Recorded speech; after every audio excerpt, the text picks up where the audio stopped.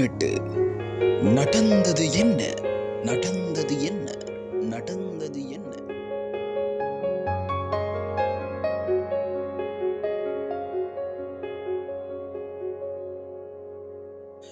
மே 18 என்பது ஈழத் தமிழர்களின் வரலாற்றில் மறக்க முடியாத மிக துயரமான ஒரு நாளாக கருதப்படுகின்றது.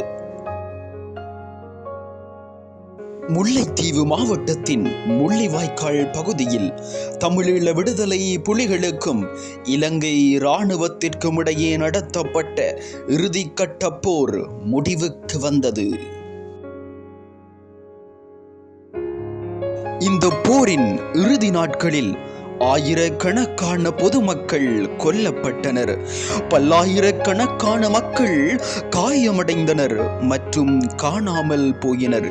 இது முள்ளிவாய்க்கால் இனப்படுகொலை என்று பலராலும் குறிப்பிடப்படுகின்றது.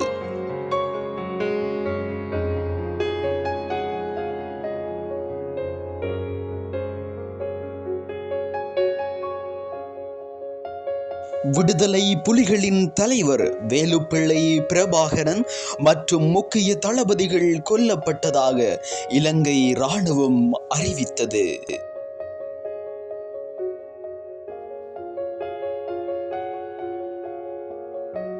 போரின் இறுதியில் லட்சக்கணக்கான தமிழ் மக்கள் தற்காலிக முகாம்களில் தஞ்சமடைந்தனர். அவர்கள் பெரும் இன்னல்களுக்கு ஆளாகினர்.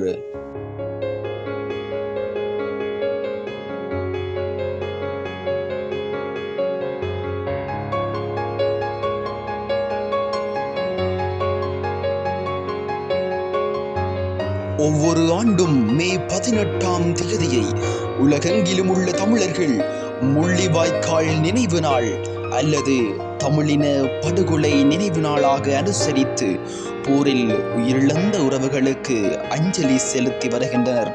அது ஒரு அரசியல் நிகழ்வாக மட்டுமல்ல, பாதிக்கப்பட்ட மக்களின் கூட்டு துயரத்தின் அடையாளமாக இன்றும் பார்க்கப்படுகின்றது.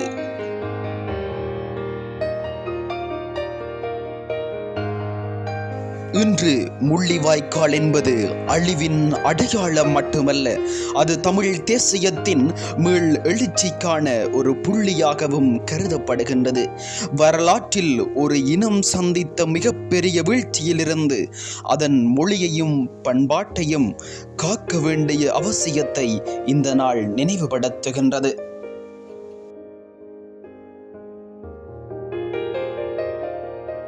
மே 18 என்பது முள்ளிவாய்க்கால் நந்தி கடல் ரத்தம் குடித்த வரலாற்றின் பக்கமாகும்.